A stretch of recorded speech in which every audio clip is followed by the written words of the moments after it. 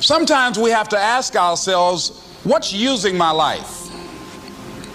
Heard a guy give a lecture one time that says, we are today what we were when. And he was talking about the fact that we, to a great extent, behave, think, react because of some previous experience that we've had.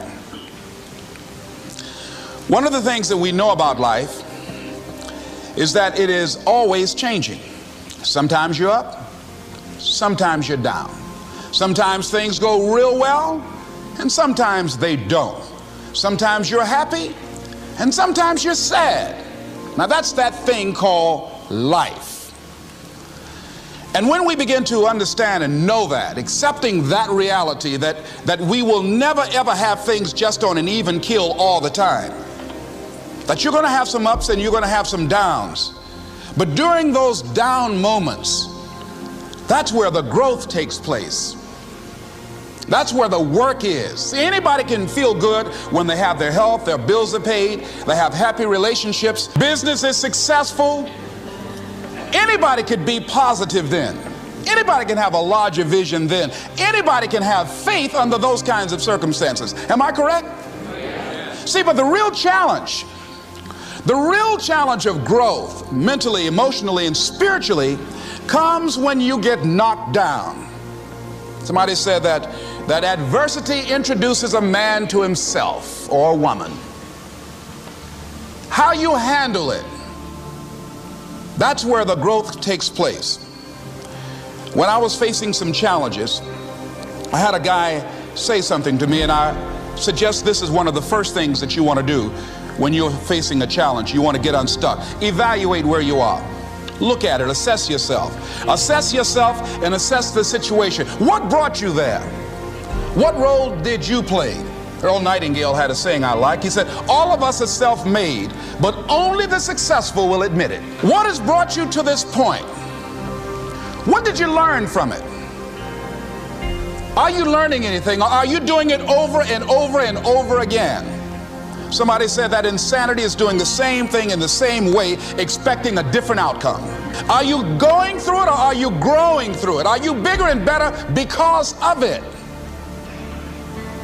Because it's not going to leave you until you grow through it. I was going through a major challenge in my life that was wearing me out, that was using me. Well, you see, your mind is, you know, when you go into a service station to get gas, you don't go in there and just start pumping. When you push the lever up, it clears the previous bill. By the same token, if you want to begin to move, you've got to clear your mind of all the unnecessary luggage and baggage that's weighing us down. I couldn't move, I couldn't think about what am I going to do to get out of this situation, because I was so concerned about what happened and what he did to me and how bad it was.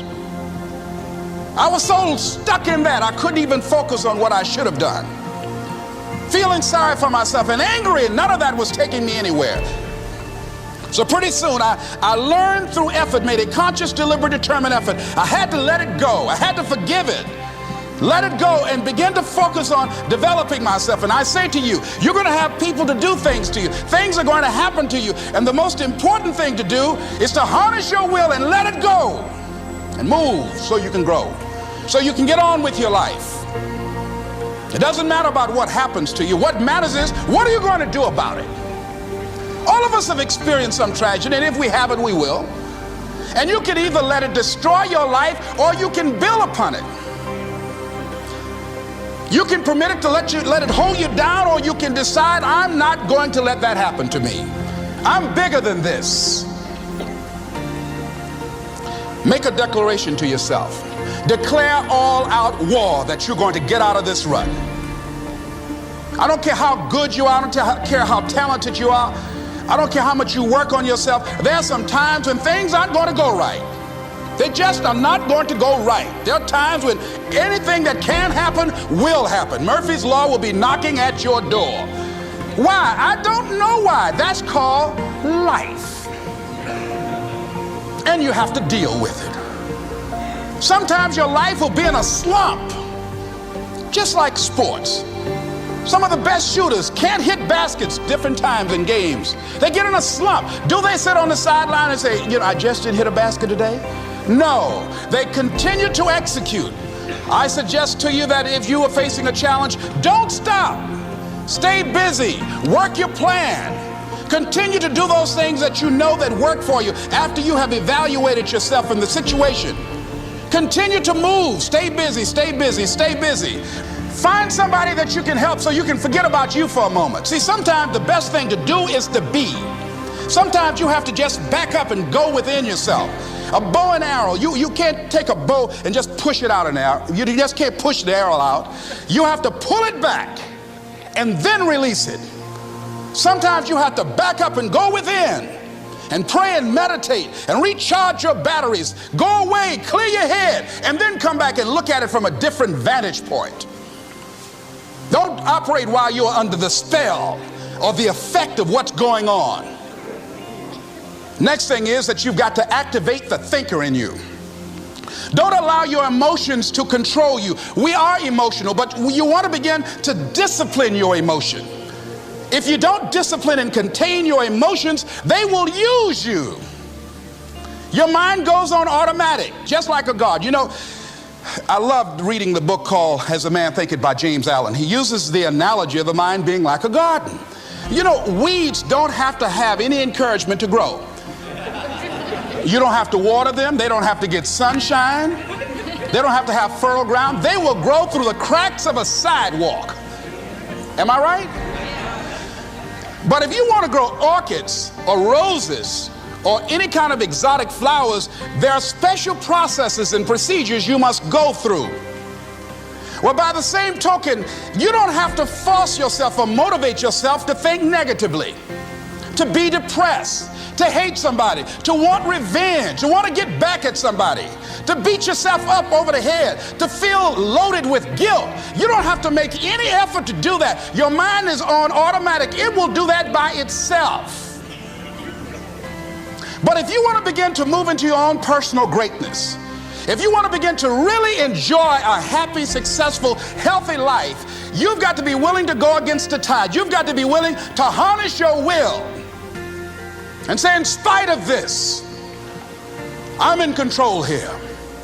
I'm not going to let this get me down. I'm not going to let this destroy me. I'm coming back, and I'll be stronger and better because of it. You have got to make a declaration that this is what you stand for. You're standing up for your dreams. You're standing up for peace of mind. You're standing up for health. You want it, and you're going to go all out to have it. It's not going to be easy. When you want to change, it's not easy. If it were in fact easy, everybody would do it. But if you're serious, you'll go all out. So yes, I'm going to turn this situation around. I'm not going to sit back and moan and cry over what happened and what went wrong and who did what. I'm going to do something about this situation. The next thing that is important is that expect things to get better for you, because they are. See, life is cyclic. You're not, whatever experience you're having right now, it has not come to stay. It has come to pass. Not to stay, just to pass. It's just going through. The biggest challenge is to know what's happening. This is a part of this thing we call life. This too shall pass. And maintaining perspective, putting it in perspective. The other thing is take full responsibility for your life. Accept where you are and the responsibility that you're going to take yourself where you want to go. Someone said we have two primary choices in life. We can either accept conditions as they exist, or we can take the responsibility to change them. See, a lot of people want to exempt themselves from taking responsibility. All they want to do is talk about the problem. Every time you see them, they'll tell you their story over and over and over and over again. No. You want to take responsibility for your life. I got me here, I can get me out of this. And I'm getting out. I'm not going to be a volunteer victim. George Bernard Shaw said there are two kinds of people in life. You know, he said those that make things happen, those that watch things happen, and those that don't know what happened. And he said the people that get alone in this life look around for the circumstances that they want, and if they can't find them, they make them. They create them. So part of beginning to get unstuck, you've got to decide that the behavior pattern that you have adopted doesn't work for you. You've got to change your strategies, and changing your strategy means reinventing your life. Recreating you, and you have the power to do that. You can decide that you're going to change, that you're not going to be a wimp. You can decide that you're going to stand up to life. You can decide that I'm going to live each day as if it were my last. You have the power to make that decision. You can decide I'm going to work on myself and develop myself. I'm going to empower me. And all of these things that are happening to me right now, they're just temporary inconveniences. They're not stronger than I am. I'm in charge here.